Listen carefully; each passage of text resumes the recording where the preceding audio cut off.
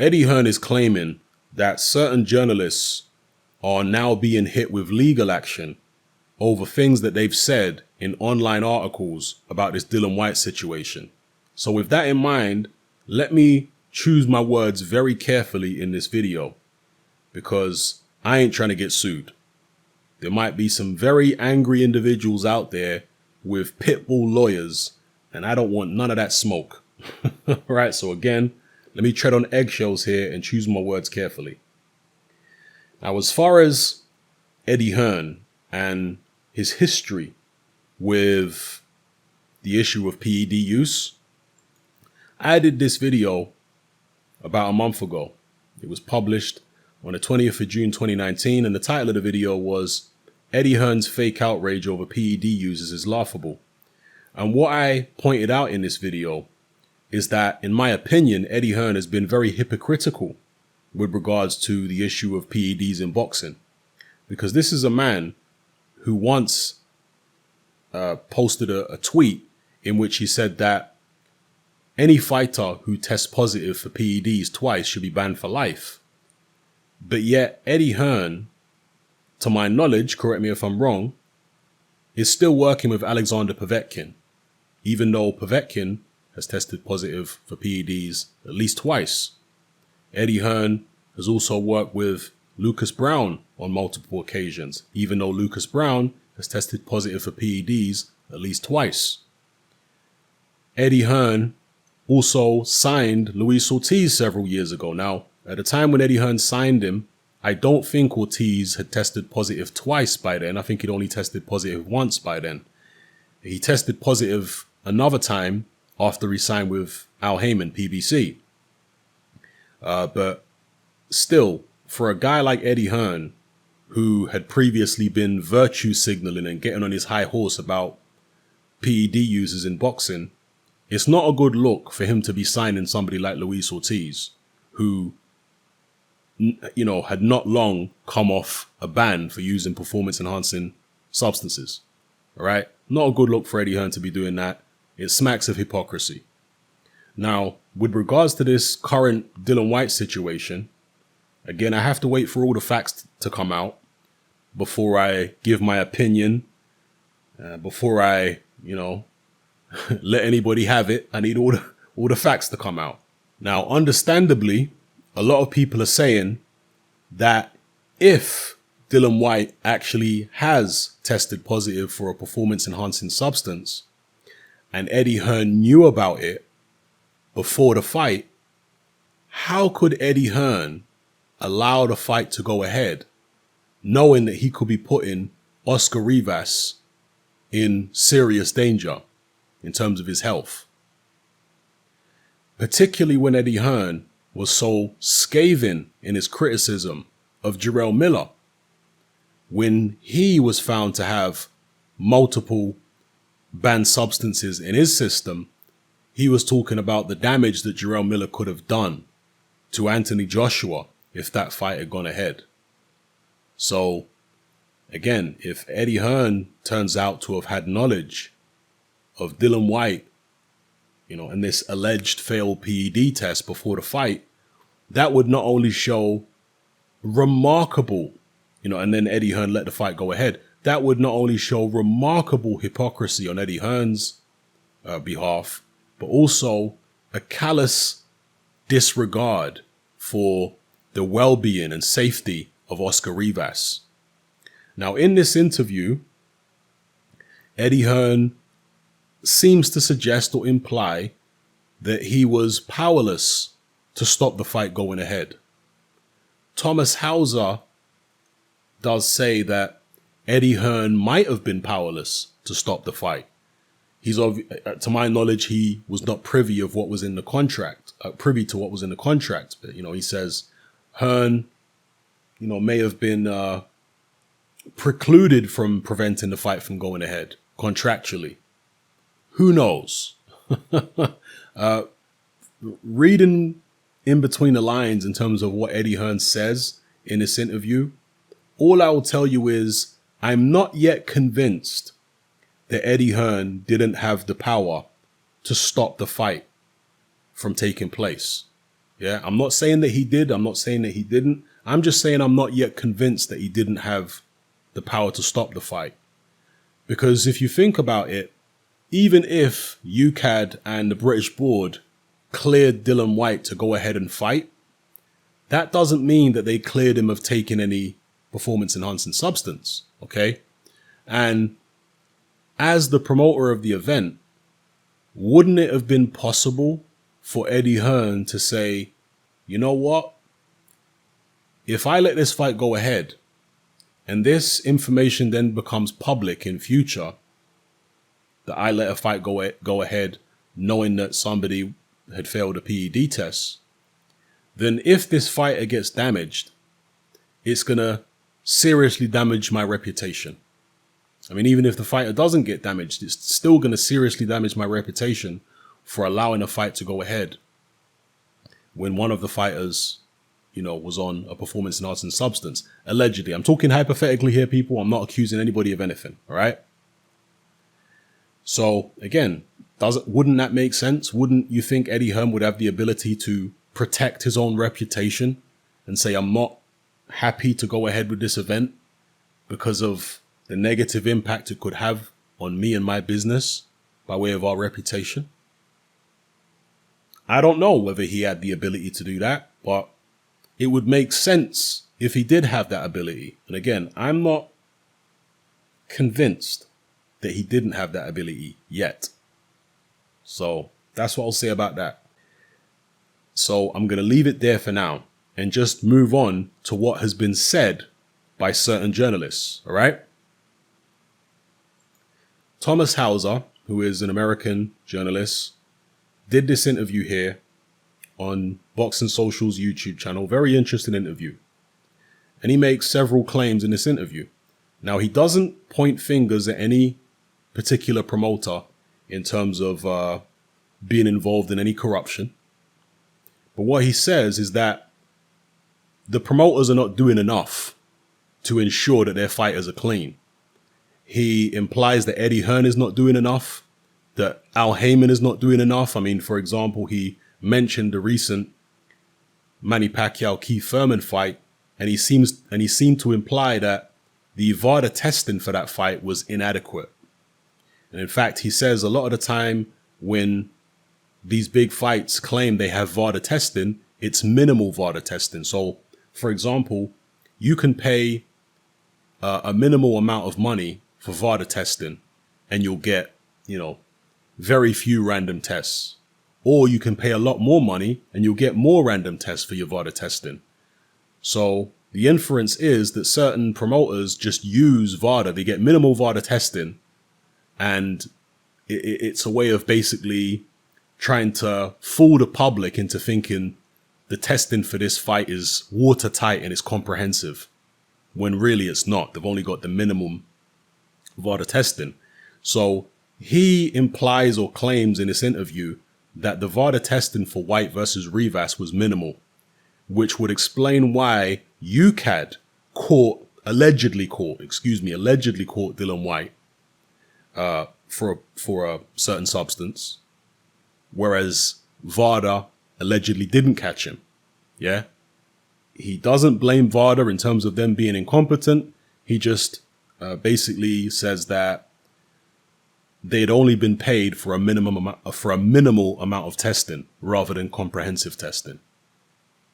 Yeah. So he then goes on to say that there's a systemic problem with UCAD, which is the organization called UK Anti-Doping, that have allegedly caught Dillian Whyte for taking some kind of banned substance. And the systemic issue is their reluctance to suspend a fighter for failing a doping test until the adjudication process has been complete. In this article here, which I'll get onto in a second, he claims that the reason UCAD don't like suspending a fighter until the adjudication process is complete is because if the fighter is subsequently found to be innocent, you know, if their B sample comes through negative or whatever, and the fighter is subsequently found innocent, then UCAD could be open to legal action. That fighter could sue UCAD for loss of earnings or whatever because they prevented him fighting by suspending him. He points out that in the Tyson Fury PED situation a few years ago, it was a prime example of the systemic issue with UCAD, because Tyson Fury apparently failed a PED test with UCAD several months prior to his fight with Vladimir Klitschko. But the public were not made aware of this until several months after the Klitschko fight had already happened. And again, this was because of this systemic issue with UCAD, where they're unwilling to suspend the fighter until the adjudication process is complete, because they're trying to cover themselves legally. Now, Hauser says that it's understandable that they want to cover themselves legally, because if they catch some kind of case, it could ruin them, right? If they catch a serious enough case, it could ruin them financially. But at the same time, it's putting fighters' health at risk. Because let's say a fighter goes into the ring on PEDs and you didn't stop him because you worried about being sued, and he ends up damaging his opponent or just beating his opponent, beating his opponent badly. After the fact, you can't reverse the damage that happened to that fighter. Do you understand? So again, he's saying there's a systemic problem with UCAD. It's not an Eddie Hearn conspiracy, according to Hauser. Of course, Tyson Fury is not an Eddie Hearn fighter. And Hauser is claiming that essentially the same thing that happened to Tyson Fury is what is going on with Dillian Whyte right now, whereby, they were allowed to go ahead and fight, even though they were, in Dillian Whyte's case, allegedly on a performance-enhancing substance. So this is what Thomas Hauser is saying. Now, in this article here, Hauser names the substance or substances. He claims that Dillian Whyte tested positive for 2 metabolites of the banned drug Dianabol. Now, for those of you who don't know what a metabolite is, let's say you put substance A into your body. Your body then breaks substance A down into substance B and substance C. Okay? Substance B and C are metabolites. They're derivative substances. So he alleges that Dillian Whyte had these 2 particular derivative substances, which I won't try and pronounce. And those are metabolites of the banned drug Dianabol, according to him. He says that Dianabol is an anabolic steroid that is taken orally, often in tablet form. He says that it can still be purchased in the United Kingdom and is often used as a performance-enhancing drug, particularly by bodybuilders. However, he also says that the amount found in Dillian Whyte's A sample was very small, and that it could have been ingested as part of a supplement rather than the direct ingestion of Dianabol tablets. But the WADA, which is the World Anti-Doping Agency standard for those particular substances, is qualitative, not quantitative. In other words, any amount of those substances in an athlete's system is a violation of the WADA code. Now, in saying that it's possible that Dillian Whyte ingested these substances or allegedly ingested these substances as part of a supplement rather than taking Dianabol pills, he seems to be inferring that there could be the possibility of cross-contamination because of the fact that the amount allegedly found was so small. So how that happens is like this. Oftentimes with food products, let's say like chocolate bars, cereals, biscuits, etc., you get a warning label on the packaging that tells you this product might contain traces of peanut, even though that product is not supposed to have peanut in the ingredients. And the reason why is because sometimes these products are manufactured in factories which also manufacture peanut products. Sometimes the ingredients are mixed in a vat which previously had peanut products in it. So you can get trace elements of peanut that ends up in a product which isn't supposed to have peanut in it. And my understanding is that can sometimes also happen with supplements. So you could have a supplement which doesn't have any banned substances in it, but it's been manufactured in a factory which also produces supplements that do have banned substances in them. So this supplement, which is supposed to be free of banned substances, could have been mixed in a vat that still had small remnants of a different supplement that did have banned substances, okay? Hopefully that made sense. So this is what he seems to be implying in this particular article.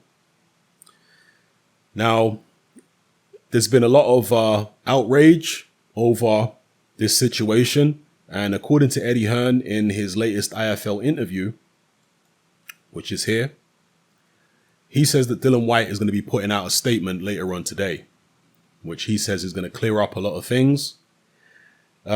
He says that Dillian Whyte had a hearing with UKAD and the British Boxing Board of Control prior to the Rivas fight. He says that he was not present at the hearing and that he didn't even have a representative at the hearing. Okay, so Eddie Hearn in this interview is trying to, maybe exonerate himself a little bit. That's what he appears to be doing. He keeps saying in this interview that he's saying too much and that he's not supposed to speak as much as he is speaking. So why is he speaking too much? Why is he risking getting a bollocking from Dillian Whyte or whoever it is? Is it for Dillian Whyte's sake, or is it to try and clear his own name? I'll leave that question for you guys to make your minds up on, if you go ahead and watch this IFL interview. Now, Andy Ruiz, of course, reacted to the news of Dillian Whyte's alleged failed PED tests by saying that he's not coming to the UK because it's a setup. Well, so far, there is no evidence of a setup. There is no evidence of, any kind of complicity between Eddie Hearn and the relevant authorities to try and sweep this story under the carpet. Thomas Hauser is asked directly in this interview by Rob Tebbett that if he hadn't published this article about Dillian Whyte's alleged failed PED test, he's asked, do you think that this information would have come to light anyway? And he says, I don't know.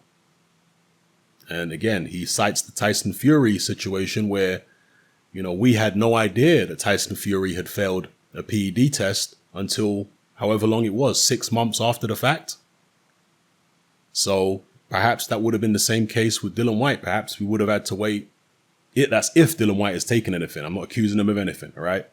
But if that turns out to be the case with Dillian Whyte, then perhaps it would have been the same. It would have been like the Tyson Fury situation where we're waiting 6 months, a year before we even are informed by anybody that he's failed any kind of test.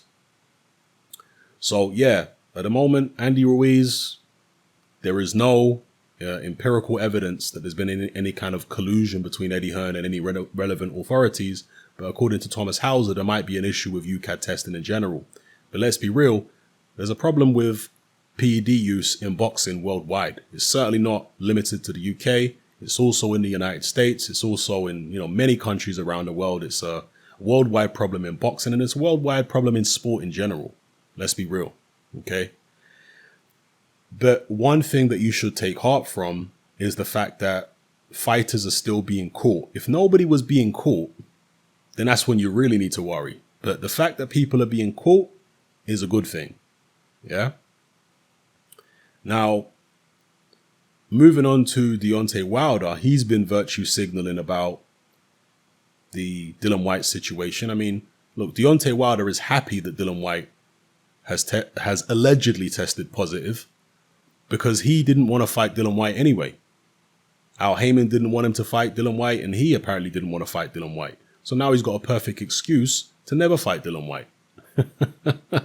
So he's over the moon. But a lot of people are pointing out the fact that Deontay Wilder's own brother, Marcellus Wilder, has got a no decision on his record. And the reason that he's got a no decision on his record is because he tested positive for a banned substance in his fight against Mark Sanchez. So all the while that Deontay Wilder is, on this crusade, he need look no further than his own brother if he wants to condemn somebody, because this individual tested positive for a banned substance. To be fair, I don't know what substance it was. I haven't found any proof one way or the other about what substance it was online. It's incredible that there's no real details come out about this. But all we know is that it was a banned substance. And this fight here against Mark Sanchez, which was originally a win for Marcellus Wilder, was turned into a no decision. So that's what we can say about that. Team Rivas are understandably upset after hearing this news that Dillian Whyte has allegedly failed a test. They're horrified that they weren't informed that he'd failed a test. They're also very upset about an issue regarding the fight gloves. They are basically saying that Dillian Whyte went into the ring wearing gloves which their team had not approved. Whereas their team had to approve Rivas's gloves, and apparently they made a big song and dance about the pair of backup gloves that Rivas had. According to Team Rivas, they didn't need those backup gloves in the end, but still they were not happy about the song and dance White's team made about the backup gloves. And then after making that song and dance, Team Whyte end up not wearing the gloves that they agreed to wear at the fighting meeting. And the gloves that Dillian Whyte went into the ring with, according to Team Rivas, were not inspected by Team Rivas. And, the British board and Dillian Whyte's team refused to take the gloves off to let Team Rivas inspect them.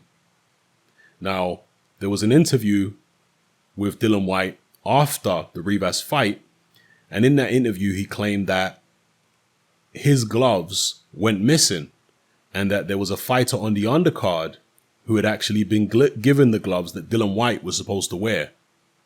So again, this was said by Dillian Whyte in an interview after the Rivas fight, before this article has come out, giving Rivas's team's side of the story. So yeah, there you have it, people. That is all the information that I'm aware of at the moment regarding this story.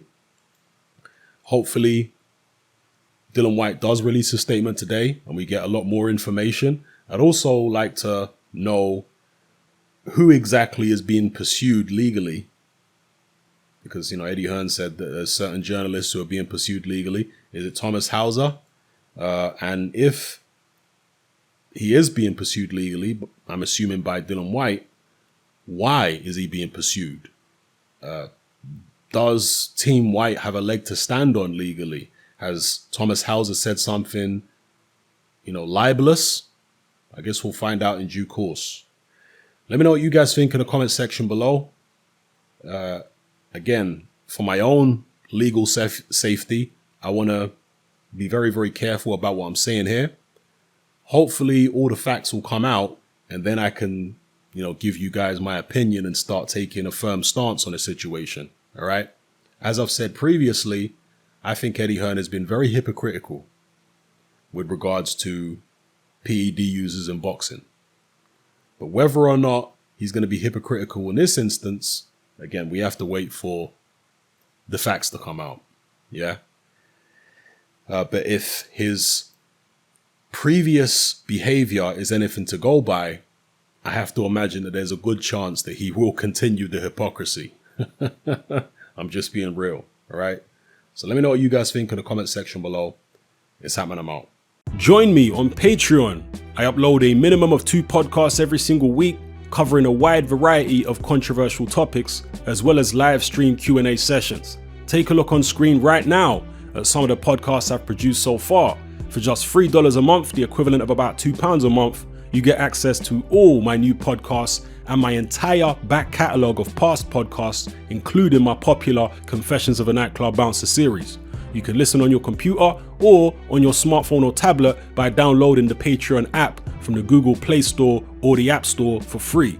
The Patreon app also allows you to download each podcast in MP3. For less than the price of a cup of coffee, you get access to dozens of hours of exclusive content.